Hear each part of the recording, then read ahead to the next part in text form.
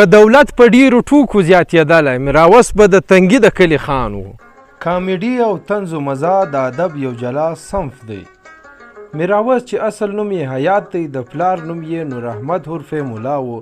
پلارنی ټاټوبی یې شب قدر دی، بیا یې قبیلې تنګي ته هجرت کړی دی.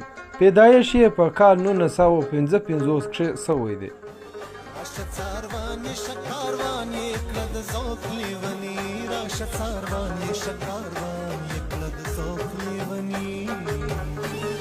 د میراوس تړون له یو زمینداري کورنۍ سره دی. دی وایي چې د ټوکو ابتدا یې د ښوونځي له پروګرامو څخه کړې وه. وروسته بیا د ټوکو اوازه په ټول کلي کښې پیدا سوه. میراوس تر 8م ټولګي پورې سبق ویلی و. په ریډیو کښې یې اول ځل خپرونه چلېده چې د باتور په نامه وه. له هغه وروسته یې په ټلویزیون کې لایو سټیج پروګرامونه کول. میراوس په ټوکو کښې داسې حقیقتونه بیان کړي یا داسې مسلو ته یې زموږ پاملرنه کړې کوم چې د ټولنې اهم مسلې.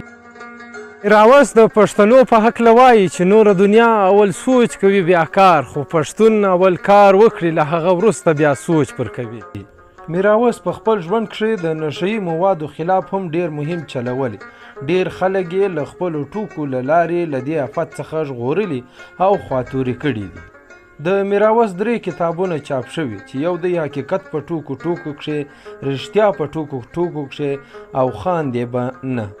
میراوس وایي چې پښتانه فن خوښوي خو فنکار نه خوښوي. هر فنکار په خپله ژبه کښې ګویا دی. ما پښتو ژبه پښتو کړه چې پښتون یم. پښتنو کې زه پیدا یم، پښتو وایم، په پیسو به خرڅه نه کړم خپله ژبه.